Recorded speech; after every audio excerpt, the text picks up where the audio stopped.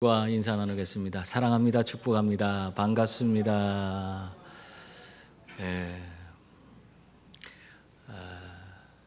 우리 삶을 살 때에 소금이라는 그 존재가 얼마나 참 중요한 그런 것인지 모릅니다. 소금은 어떤 역할을 합니까?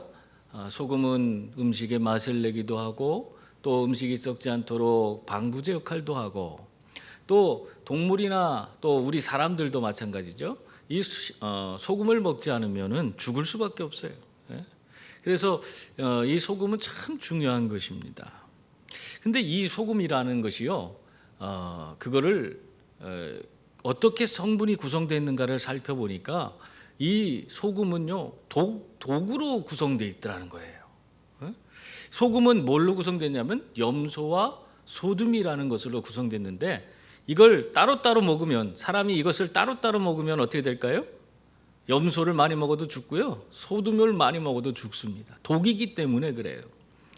그런데 이 둘을 놀랍게도 서로 합쳐놓으면은 소금이 돼서 모든 것을 다 유익하게, 맛도 좋게 해주고 썩지도 않게 해주고 우리 몸의 기능도 원활히 이루어지도록 그렇게 만들어주는 겁니다. 이렇게 놀라운 독을 합쳐놨더니 좋은 그런 물질이 되더라. 이걸 누가 만드셨을까요? 이렇게 하나님이 만드신 거예요. 여러분, 또 물이 있죠. 물도 마찬가지예요. 물은 산소와 수소로 구성되어 있는데요, 이 산소라는 것은 불에 가까이 산소가 가면 어떻게 돼요? 불이 더 그냥 원활히 타게 되는 거예요. 뿐만 아니라 수소도 마찬가지예요. 불에 그 수소를 집어넣으면은 폭발적인 그런 불을 일으키게 됩니다. 대단한 거죠. 이 둘 다 불을 아주 왕성하게 일으키는 그런 요소인데 이 산소와 수소를 하나님께서 합해 놓으셨어요. 그러니까 뭐가 됐어요? 두 개가 합쳐지니까 불을 왕성하게 일으키는 그런 요소가 둘이 합쳐지니까 물이 됐어요. 물이 돼서 이제는 불을 끄는 그런 역할을 하는 그런 존재가 되는 거예요. 참 놀랍지 않습니까? 이거 어떻게 불을 막 왕성하게 일으키는 것이, 그런 것들이 두 개가 합쳐지니까 불을 끄는 존재가 되고, 참 이런 놀라운 것이 우리의 삶 속에 이게 하나하나 어떤 물질에 이게 숨어져 있어요. 이게 누가 이렇게 만드셨을까? 하나님이 만드신 거예요. 하나님 아니고는 어떻게 이렇게 지혜롭게 이렇게 만드셨을까? 우리가 정말 어떤 대상을 찾을 수가 없습니다. 뿐만 아니라 여러분, 물 얘기가 나왔으니까 하는 얘기인데, 그 물이 얼으면 뭐가 됩니까? 물이 얼으면 뭐가 돼요? 몰라요? 얼음이 돼요. 근데 얼음은요 물보다 비중이 가벼워서 물에 넣으면 어떻게 됩니까? 물에 떱니다. 여러분, 이 액체가 고체가 됐을 때에 그 비중이 다 무거워져요, 대다수가. 그래서 모든 것이 이 액체 상태에서 고체가 되면 고체는 다 무거워지기 때문에 물에 넣어도 원래는 이 얼음이 가라앉아야 되는 거 아니겠어요? 근데 물에 떠요. 이 액체가 고체가 됐는데 비중이 더 가벼워지는 거예요. 이런 식으로 구성된 것이 우리 자연계에는 티타늄이라든가 규소 같은 것들이 그렇게 그런 비중이 더 이렇게 가벼워지는 그런 것들이 아주 극소수가 있습니다. 근데 이것도 다 이유가 있어요. 여러분, 물이 고체가 돼서 얼음이 됐을 때 더 가벼워지기 때문에 우리가 겨울철이 돼도 물고기들이 죽지 않는 겁니다. 이 얼음이, 이 추운 날씨가 올 때 그 얼음이 위에 싹 얼어갖고는 이 추운 것들이 이 물속 깊이까지 미치지 못하도록, 그래서 그 물 안에 사는 생물들이 살 수 있도록 방벽이 되는 거예요, 이 얼음이. 그래서 살 수 있도록 그렇게 만들어줍니다. 근데 여러분 생각해 보세요. 만약에 얼음이 무거워서 물속 밑에부터 얼음이 언다고 생각해 보시면 어떤 일이 벌어질까요? 물 밑에, 그 안에 있는 모래 밑에, 자갈 밑에 있던 그런 모든 생물들이 얼음이 오는 동시에 다 죽어버려요. 그리고 물고기들이 그 얼음을 피해서 위로 점점 떠오르면 이렇게 엄청난 추위로 인해서 물이 점점 차가워지기 때문에 그것을 막아줄 방벽이 없잖아요. 얼음이 방벽이 됐었는데 그게 아래부터 얼어버리면은 결국 물고기들도 다 죽게 되는 겁니다. 이 놀라운 거예요. 그래서 얼음이 비중이 이렇게 고체가 됐을 때, 물이 고체가 됐을 때 더 가벼워져서 이 위에 얼음이 오는 것이 이게 놀라운 기적입니다. 이 하나님의 은혜가 아니면 이렇게 될 수가 없어요. 우리는 이러한 자연계의 이런 질서를 바라보면서 야, 하나님이 하셨구나. 그러면서 우리는 하나님을 발견할 수가 있는 것입니다. 여러분, 이렇게 자연의 질서를 보면서도 우리는 이렇게 하나님을 발견하며 늘 그분의 은혜 가운데서 감사하며 살아갈 수가 있는 것입니다. 성경에서도 우리들이 하나님을 알 수 있도록 하나님이 자신을 이 세상에 많은 이런 모든 세상에 있는 만물 가운데에서 하나님이 자신을 드러내셨다 하는 것을 우리에게 알려주고 있습니다. 19절 말씀 보세요. 거기 보면 이는 하나님을 알만한 것이 그들 속에 있음이라, 그들 속에 보임이라, 하나님께서 이를 그들에게 보이셨느니라, 그렇게 말씀하고 있습니다. 여러분, 하나님께서는 우리에게 하나님을 알만한 것을 어떻게 하셨다고 했어요? 다 그것을 우리에게 보여줬다는 거예요. 우리 속에 다 그것을 알 수 있도록 만들어 주셨다는 것입니다. 그러므로 우리가 세상을 살아갈 때에 언제나 하나님을 깨닫고 그분의 은혜 가운데에서 날마다 감사하며 살아가는 그런 분들이 다 될 수 있기를 바랍니다. 그러나 이렇게 하나님이 자신을 우리에게 보여줬음에도 불구하고 하나님을 깨닫지 못하고 또 오히려 하나님은 없다고 주장하며 사는 그런 사람들이 있습니다.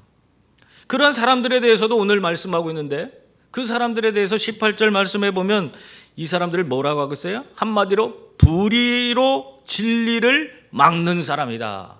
이 사람들이 하나님 없다고 하는 사람들, 하나님을 그렇게 알려주고 하나님께서 깨닫고 그분의 은혜 가운데서 감사하며 살도록 그렇게 만들어주는데도 나는 몰라 하나님 없어, 그런 게 어디 있어 하는 그런 사람들은 불의로 진리를 막는 사람이다. 성경은 그렇게 말하고 있어요. 18절에 보면 우리 같이 읽어볼까요? 하나님의 진노가 불의로 진리를 막는 사람들의 모든 경건하지 않음과 불의에 대하여 하늘로부터 나타나나니. 여러분, 하나님을 알 수 있도록 모든 사람에게 자신을 드러내 보여주시고 깨닫게 해주었는데도 불구하고 그걸 받아들이지 않는 사람, 그런 사람들이 이렇게 있는데 그 사람들은 불의로 진리를 가로막는 사람이다. 이 사람들이 소극적일 때는 그냥 하나님 없다 그 정도 수준에서 사람들한테 그냥 그 정도 부인하는 정도에서 그치는데, 이 사람들이 적극적일 때는 어떻게 합니까? 오히려 거짓과 불의를 동원해서 하나님을 적대시하고 진리를 굽게 만드는 그 일에 앞장서는 그런 사람이 된다는 것입니다. 하나님 없다 이 정도에 그치는 게 아니야. 하나님 믿는 사람을 저주하고 그거 믿는 것이 잘못됐다고 하고 오히려 예수 믿고 하나님 믿고 의지하고 그렇게 사는 사람들을 그 길을 가로막고 진리를 오히려 굽게 만드는 그런 일에 앞장선다, 그렇게 말하고 있는 것입니다. 여러분, 이런 사람들 대부분 보면요, 참 이렇게 적극적으로 자신의 하나님 없다는 것을 증명하기 위해서 야, 뭐하라 하나님 믿냐? 야, 하나님 믿느니 내 주먹을 믿지? 그런 얘기 많이 하잖아요. 뿐만 아니라 요즘에 하나님 믿는 사람 참 얼마나 그게 바보 같은 사람이야. 세상 사람들이 다 손가락질하고 그러는데 뭐 하나님 믿는다고 그러냐? 오히려 네 자신의 힘을 믿고 네 능력을 믿고 열심히 해라. 여러분, 그런 얘기를 들을 때 그것으로 인해서 너무 상처받지 마세요. 그들이 지금 하는 말이 어떤 말인지는 몰라요. 그들이 이렇게 미련한 말을 하면서 자신들이 뭐 대단한 것처럼 그렇게 행동을 하는데, 여러분, 그들의 생각대로 그들이 대단한 것이 아니에요. 대단한 존재가 아니고 오히려 성경은 뭐라고 하겠어요? 미련하고 우매한 말을 한다고 그렇게 말하고 있는 것입니다. 여러분, 하나님이 어디 있냐고 그렇게 주장하는 사람들 보면은 오히려 그 사람들을 불쌍히 여길 수 있기를 바랍니다. 그 사람들을 위해서 기도해 주세요. 얼마나 미련한지 몰라. 더군다나 오늘 18절 말씀은 그들이 그렇게 불의로 진리를 가로막는 사람이 됐는데 그것에 대해서 하나님께서 어떻게 한다는 거예요? 하늘로부터 하나님의 진노가 임하도록 하신다. 그들을 심판하시겠다고 그렇게 말씀하고 있어요. 그들이 그렇게 우매하게 하나님 있냐, 뭐 하나님 믿느니 내 주먹 믿는다, 그렇게 소리치고 그렇게 막 당당하게 자기가 대단한 것처럼 하나님 없이 사는 것이 무슨 자기들이 되게 똑똑한 것처럼 그렇게 여기는데, 결과적으로는 그러한 행동이 하나님의 진도가 그 삶에 임하도록, 하나님의 심판받는 그런 대상이 되도록 만든다. 그렇게 성경은 말하고 있어요. 이러한 자들에 대해서 20절에 보면 또 이렇게 말하고 있습니다. 20절 보세요. 창세로부터 그의 보이지 아니한 것들 곧 그의 영원한 능력과 신성이 그가 만드신 만물에 분명히 보여 알려졌나니 그러므로 그들이 핑계하지 못할지니라. 여러분, 창세로부터 하나님의 그런 영원한 능력과 신성을 하나님이 이 만드신 이 모든 피조 세계에 다 드러나게 그렇게 만드셨다는 겁니다. 그래서 모든 사람들이 그 세상 가운데 살아가면서 하나님을 느끼며 살 수 있도록, 하나님을 깨달으며 살 수 있도록 그렇게 만드셨다는 거예요. 그래서 아무리 자신은 하나님 본 적이 없다, 하나님이 뭐 어떻게 하나님의 계시가 뭐냐, 나는 모른다, 나는 하나님 알지 못한다, 그러면서 자기가 주장을 펴면서 산다고 해도 그것을 받아들여지지 못한다는 것입니다. 뭐라고 그래요? 핑계거리가 되지 못한다는 거예요. 핑계되지 못하게 하나님께서 이미 다 알 수 있도록 만들어 주셨다는 것입니다. 그러므로 여러분, 이렇게 자신을 드러내심으로 하나님을 알게 하시고 또 믿는 믿음 안에서 살게 하신 하나님께 우리는 언제나 감사와 찬양과 영광을 돌리며 살아야 하는 줄 믿습니다. 하나님은 이렇게 우리들이 하나님을 깨닫고 하나님만 붙들고 살기를 원하세요. 그분 붙들고 사는 거예요. 우리가 세상 모든 만물을 보면서 하나님이 이루어주신 놀라운 일들을 바라보고 그분의 은혜를 깨닫고 그분 붙들고 그렇게 살기를 원하고 있는 겁니다.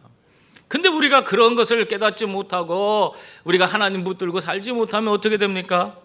오늘 말씀에는 그것에 대해서 아주 자세하게 우리에게 들려주고 있어요. 오늘 보면은 먼저 하나님을 깨닫고 하나님을 붙들고 살지 않으면 그 사람은요, 하나님을 영화롭게 할 수도 없고 또 하나님께 감사하지도 않는 그런 삶을 산다는 것입니다. 21절 보세요. 우리 다 같이 읽어보겠습니다. 하나님을 알되 하나님을 영화롭게도 아니하며 감사하지도 아니하고 오히려 그 생각이 허망하여지며 미련한 마음이 어두워졌나니. 여러분, 참 이 말씀 보면은 참 하나님을 알지 못하고 하나님 붙들고 살지 못하는 사람의 삶이 얼마나 어리석은지 답답한 삶인지 알 수가 있습니다. 이미 자연 만물과 이성과 우리의 양심을 통해서 우리 하나님 알게 하셨는데 그거를 우리가 뭐라고 하냐면 일반 계시라고 그래요. 이러한 일반 계시를 통해서 다 하나님을 알 수 있도록 만들어 주셨다. 성경은 그렇게 말하고 있습니다. 그러나 그러한 것을 사람들이 어떻게 한다는 거예요? 다 알면서도 하나님을 외면하고 하나님이 이렇게 하실 수밖에 없다는 사실을 알면서도 그런 게 어딨냐 그러면서 하나님을 외면하고 살아간다는 것입니다. 그러면 어떻게 된다는 것입니까? 그들은 결국 진리에서 벗어나서 모든 것을 굽게 만드는 그런 자가 된다는 거예요. 그 생각이 허망하여지고 마음이 미련해서 자신의 창조주요 또 모든 것을 다스리고 인도하시는 하나님을 무시하는 그런 행동을 보이는 그런 사람이 된다는 것입니다. 그리고 또한 자신이 하나님의 자리에 앉아서 이제는 하나님 없다고 탁 한다면 자기가 하나님처럼 자기의 모든 것을 마음대로 하면서 결과적으로는 그 사람의 인생을 그릇된 길로 인도하는 그런 어리석은 자가 된다 하는 것을 우리에게 보여주고 있는 것입니다. 여러분, 자기 마음대로 살면 그 인생이 어떻게 될 것 같습니까? 참 잘 될 것 같죠. 그러나 그렇지 않습니다. 그 자기 마음대로 사는 사람 인생이 우리가 우리 인생을 마음대로 할 수 있다고 해도 우리 인생이라는 것이 마음대로 됩니까? 되지 않아요. 그 모든 것이 하나님의 손에 달려있기 때문에 그렇습니다.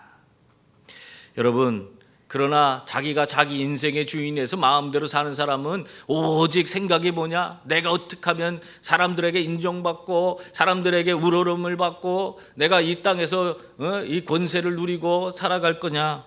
오직 자신의 영광만을 위해서 모든 것을 생각하고 행동하는 그런 사람이 되는 것입니다. 이런 행동이 우리 비단 저 하나님 알지 못하는 사람에게만 나타나는 게 아니에요. 우리가 예수를 믿고 구원받았는데도 불구하고 하나님을 믿는 신앙 안에서 살아가는데도 불구하고 하나님의 말씀 앞에 철저하게 순복하지 못하고 사는 성도들의 모습 가운데도 그러한 행동이 나타나는 거예요. 하나님이 계신데도 자기가 자기 인생의 주인이 돼서 자기 마음대로 해. 그래서 그들이 행하면서 어떻게 교회에서도 여러 가지 일을 행합니다. 그러면서 그들이 궁극적으로 추구하는 것은 자기의 영광이에요. 하나님의 영광을 위해서 몸된 교회에서 정말 하나님의 영광을 위해서 우리가 살아야 되는데 자기가 이루어놓은 것들을 자기 힘으로 했다고 생각하고 자기의 영광을 위해서 사람들이 자기를 칭찬하고 자기를 우러러보고 존경의 마음을 갖고 그래야지. 만약에 그렇지 않으면 어떻게 합니까? 그것 때문에 마음 상하고 기분 나빠하고 사람들에게 아주 독설적인 그런 행동도 하고 독설적인 말을 하고 그런 행동을 보이는 거예요. 자기가 자기 인생의 주인이 됐기 때문에 하나님을 믿음에도 불구하고 자기가 자기 마음대로 사는 거예요. 자기가 모든 것의 주인이 돼서 자기 마음, 자기 뜻대로 하는 거예요. 그러니까 자기 영광만 구하는 그런 인생이 돼서 그래서 교회에서 하나님의 영광을 구하지 않고 자기 영광을 구하면서 사람들을 괴롭히고 힘들게 하는 겁니다. 여러분, 그러므로 언제나 하나님의 영광을 구하는 그런 하나님을만 온전히 붙들고 살아가시는 성도들이 다 될 수 있기를 바랍니다. 한 청년이 목사님에게 물었어요. 목사님, 저는 대체 왜 우리더러 자꾸 교만하다 그런 얘기를 합니까? 교만이 대체 뭔데? 그것이 우리가 왜 교만한지 정말 이해가 되지 않습니다. 그런 얘기를 하는 거예요. 그러면서 우리들이 이룬 그런 많은 일들이 있는데 이거에 대해서 우리가 어떻게 겸손해야 됩니까? 그것을 가지고 왜 하나님께 영광 돌려야 되는 거예요? 내가 이뤄놓은 건데 내 영광이지. 그렇게 이야기를 하니까요. 이 목사님 그걸 듣더니 그래. 그런데 그 이유가 있는데 그것은 애초에 우리는 자랑할 것이 없기 때문에 그래서 우리의 영광을 구할 수가 없는 거다. 그렇게 얘기를 했대요. 그러면서 한 예를 들어주는데 어떤 사람이 맛있는 요리사가 맛있는 요리를 했는데 그 맛있는 요리를 통해서 영광을 받는 사람은 요리사지. 그걸 만들 때 사용한 칼이 그것이 내 영광이지 무슨 요리사의 영광이냐. 그게 그렇게 한다면 그게 말이 되냐. 여러분 생각해 보세요. 요리 만들 때 사용된 칼이 요리가 아주 맛있게 돼서 그것을 가지고 사람들이 칭찬할 때에 칼 때문에 맛있게 됐네 그렇게 얘기해요? 그렇지 않잖아요. 그 칼은 그냥 요리할 때 요리사의 도구로 사용된 거에 불과한 거예요. 그렇기 때문에 그것을 그 칼이 내 영광이라고 얘기할 수 없다. 그 모든 것은 요리사의 영광이다. 그렇게 이야기했다는 거예요. 여러분, 이와 마찬가지로 우리가 행한 모든 것들은 하나님께서 우리를 통해서 하나님의 일들을 이루신 것인 줄 믿습니다. 모든 것이 하나님이 행하신 거예요. 내가 거기에 쓰임 받은 거예요. 그래서 그것은 내 영광이 아니라 하나님의 영광인 줄 믿습니다. 우리의 모든 것들이 지금 내가 가지고 있는 모든 것도 다 하나님께서 내게 주신 거예요. 그러므로 우리는 자랑할 것도 내세울 것도 없는 그런 존재인 줄 믿습니다. 오직 모든 것을 주신 하나님께 영광을 돌리고 감사하며 살아가는 성도들이 다 될 수 있기를 바랍니다. 또한 하나님을 붙들고 살지 않는 자는요, 자기 스스로 지혜 있다 그렇게 생각을 하지만 결국에는 어리석은 행동을 하는 사람들이다 그렇게 말하고 있습니다. 자기가 되게 똑똑한 것처럼 생각하지만 그 결과적으로는 어리석은 행동을 하더라. 22절 23절 말씀 보세요. 우리 함께 읽어보겠습니다. 스스로 지혜 있다 하나 어리석게 되어 썩어지지 아니하는 하나님의 영광을 썩어질 사람과 새와 짐승과 기어다니는 동물의 모양의 우상으로 바꾸었느니라. 여러분, 하나님을 알지만 자기중심적인 그런 삶을 사는 사람은 자신이 제일 똑똑하다고 그렇게 생각한다는 것입니다. 그래서 자신이 하는 일이 최고로 잘하는 일이라고 여겨요. 아유, 보면은 고집이 얼마나 센지 몰라 우리가. 하나님께서 그에게 은혜로 주시는 것 이런 생각이 없기 때문에 그렇지 뭐 내가 모든 것을 하고 그것을 하는 것이 최선의 것이라고 여기고 그렇게 살아간다는 것입니다. 오늘 말씀 가운데 한 예를 들어주는데요. 그것이 뭐냐면 이 사람들이 얼마나 자기가 똑똑하다고 여기는지 어떤 일을 행하냐. 썩지 아니할 하나님의 영광을 썩어질 새와 짐승과 기어다니는 동물의 모양의 우상으로 바꾸는 그런 일을 한다는 것입니다. 이게 자기들이 되게 똑똑한 지혜롭게 그렇게 행동한다고 생각한다는 거예요. 여러분, 우리가 생각할 때 이것이 지혜로운 겁니까? 썩지 아니할 하나님의 영광을 위해 그것을 붙들고 사는 것이 더 중요합니까? 아니면은 썩어질 것, 사람과 짐승과 기어다니는 동물의 우상을 그것이 더 하나님의 영광보다 더 낫다고 여기면서 사는 것이 그것이 더 지혜로운 것입니까? 어느 게 지혜로워요? 우리들은 그냥 생각해도 그거 당연하지. 썩지 아니할 것, 그런 하나님의 영광을 바라보면서 그 은혜 가운데 살아가는 게 더 지혜로운 거지. 우리는 다 이렇게 생각을 해요. 근데 이 하나님을 외면하고 사는 사람들, 하나님 붙들지 못하고 붙잡지 않고 사는 그런 사람들은 자기들이 지금 썩지 아니할 하나님의 영광을 버리고 썩어질 그런 사람과 또 짐승과 기어다니는 동물의 그런 모습을 한 우상은 그것은 더 귀한 거라고 그렇게 여기면서 산다는 거예요. 참 어떻게 보면 영적으로 깨어있는 그런 사람들, 우리 같은 사람들에게는 이거 말도 안 되는 짓이야. 어리석기에 짝이 없는 그런 짓이야. 얼마나 바보스럽습니까? 아이고 참 어떻게 이렇게 사나. 그런데 그렇게 살아요. 여러분 주변에도 얼마나 많은지 몰라요. 이 사람들은 그것에 대해서 그것이 어리석다고 여기지 않고 오히려 이 썩지 아니할 것을 썩어질 것으로 바꾸어 놓고 자신이 대단한 일을 이룬 것처럼 그렇게 행동을 하면서 산다는 겁니다. 여러분, 그렇다면 우리 성도들 어떻게 해야 됩니까? 우리 성도들은 그렇게 살면 안 되죠. 우리는 지혜로운 것이 무엇인지를 아는 사람들이에요. 그러므로 우리는 항상 하나님을 외면하지 말고 언제나 하나님을 꼭 붙들고 썩지 아니할 하나님의 영광을 구하며 살아가는 우리 모두가 될 수 있기를 바랍니다. 우리나라에 미국 대사로 오셨던 그 유능한 행정가이면서 학자인 그 제임스 레인이라는 그런 목사님이 계세요. 이분이 목사님이신데 우리나라에서 이제 대사직을 다 임기를 마치고 또 이제 고향으로 돌아가서 목회를 하다가 목회도 다 은퇴하셨어요. 그러고 나서 이제 에모리 대학에 초청을 받아서 거기서 강의를 하게 됐는데 에모리 대학 그 근처에 에모리 대학에 이제 출근을 해야 되니까 집을 하나 얻었어요. 이 레이니 목사님이 집을 하나 얻어갖고 에모리 대학에 걸어서 출퇴근할 만한 거리로 이렇게 집을 얻어서 살았습니다.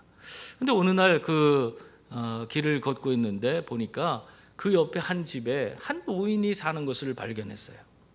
혼자 외롭게 그렇게 살고 있었어요.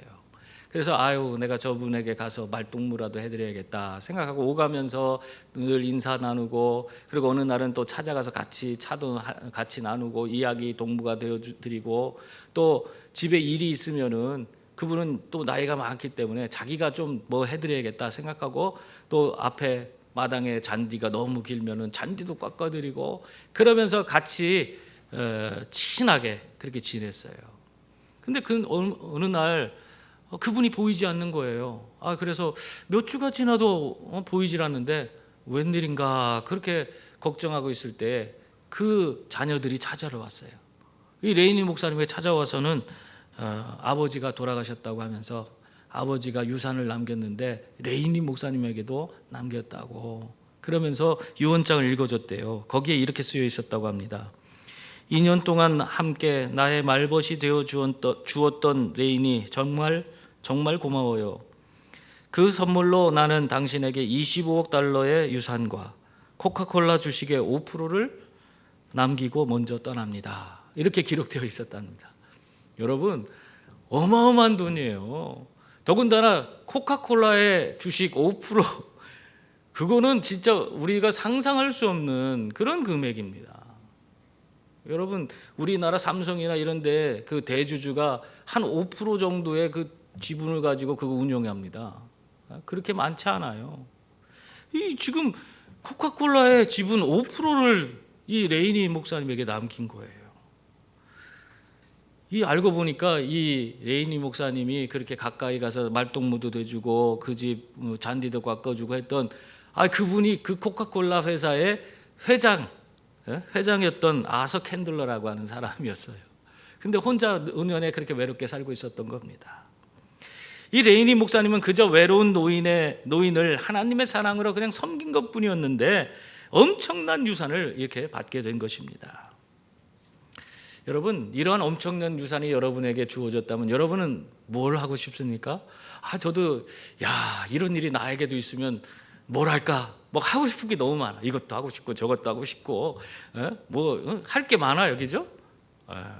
이것저것 생각해 보세요. 여러분 뭐 하고 싶은가? 이 레이니 목사님은 어떻게 했을 것 같아요? 이 목사님은 그 유산을 전액 다 에모리 대학에 장학금으로 기부했어요. 하나님 앞에서 이 엄청난 유산을 내가 받게 되는데 이것을 어떻게 사용해야 될 것이냐, 그거 가지고 하나님께 물었을 때 하나님께서 그것은 내 것이 아니잖아요. 그것을 가지고 이 유용하게 사용하라 했을 때 정말 훌륭한 인재를 키우는 그런 대학에 이 장학금으로 기부하는 것이 가장 좋은 일이다, 그렇게 깨달음을 주시더래요. 그래서 그 전액, 그 엄청난 금액, 평생 정말 내가 원하는 거 다 이루면서 살 수 있는 그런 엄청난 돈인데도 하나도 아깝지 아니하게 그걸 아까워 생각도 안 하고 다 기부를 해버렸어요. 여러분, 이것이 하나님을 붙들고 사는 그런 성도의 모습인 줄 믿습니다. 하나님의 방법을 찾고 그 방법대로 그 돈을 사용한 것입니다. 이러한 모습이 바로 썩어질 물질의 우상에 얽매이지 않고 썩지 아니할 하나님의 영광을 구하며 사는 그런 성도들의 모습이에요. 사랑하는 성도님들, 하나님께서는 세상 만물과 이성과 양심 등을 통해서 오늘도 우리에게 자신을 드러내어 보여주십니다. 그래서 그 하나님을 온전히 알고 정말 하나님의 방법대로 세상 가운데서 정말 하나님의 위대한 일을 이루며 살라고 그렇게 우리를 세우시고 우리를 인도하시기를 원하고 계십니다. 그런데 우리가 그 하나님의 부르심에 온전히 순종하지 못하고 하나님을 붙들고 살지 못하면 어떠한 일이 벌어집니까? 여러분, 그것도 알아야 되겠죠? 오늘 말씀에는 24절 25절 말씀에 보면은 그 결국이 어떻게 되느냐, 하나님을 외면하고 하나님 붙들지 않고 사는 사람은 결국 어떻게 된다? 24절 25절 우리 함께 읽겠습니다. 그러므로 하나님께서 그들을 마음의 정욕대로 더러움에 내버려 두사 그들의 몸을 서로 욕되게 하게 하셨으니 이는 그들이 하나님의 진리를 거짓 것으로 바꾸어 피조물을 조물주보다 더 경배하고 섬김이라. 주는 곧 영원히 찬송할 이시로다. 아멘. 하나님을 외면하고 이렇게 사는 이 사람들이 결국에는 어떻게 되냐, 하나님께서 그들을 내버려 둔다. 그래서 그들이 서로 어떻게 돼요? 몸을 서로 욕되게 그렇게 하도록 했다. 이게 지금 뭐예요? 타락하게 그냥 내비두셨다 하는 그 말씀이에요. 여러분, 우리는 가만히 있으면은 저절로 죄악에 빠져서 타락하는 그런 존재예요. 우리는 의지적으로 하나님께 나아가야 돼. 하나님 붙들어야지 우리가 온전한 삶을 살아가는 그런 존재인 줄 믿습니다. 하나님밖에 없어요. 우리를 새롭게 하실 수 있는 분은, 우리를 온전하게 하실 수 있는 분은 하나님밖에 없어요. 우리는 의지적으로 내가 나아가야 돼. 여러분, 믿음이라는 것은 하나님께서 강제로 여러분에게 주는 게 아니에요. 여러분이 의지적으로 하나님을 믿을 때에 그때 하나님께서 여러분에게 은혜를 더해 주시는 거예요. 자유의지를 준 거예요. 여러분을 로봇으로 만들지 않고 여러분 스스로가 하나님을 믿어도 되고 믿지 않아도 되는 그런 자유를 주셨어요. 그래서 여러분이 스스로가 의지적으로 하나님께 나아가지 않으면 우리는 하나님의 은혜를 덧입을 수가 없어요. 우리가 하나님 붙들고 살아야 될 이유가 여기에 있는 겁니다. 우리가 하나님께 나아가서 의지적으로 하나님 붙들고 살면 우리는 바른 길, 온전한 길, 하나님께서 기뻐하는 길, 영생의 길, 구원의 길, 우리가 천국의 길로 나아가게 되는 줄 믿습니다. 그렇지 않으면 타락하게 되는 거예요. 점점 타락해. 그래갖고는 결국에는 하나님 없이 살면서 우상을 숭배하고 우상에 빠져서 온갖 더러운 죄악을 저지르는 그런 자들이 되는 것입니다. 이 당시에 로마에는 이 결과적으로는 그 우상 숭배에 대한 이야기를 하고 있잖아요. 이 우상 숭배라는 것은 성적 타락까지도 그걸 의미하는, 그것이 포함된 그런 이야기입니다. 여러분, 이방 신전에서는요, 이방 신전에 그 신을 즐겁게 하기 위해서 뭐 예물도 뭐 많이 바치고 그러지만은 그 안에서 성행위가 행해지는 거예요.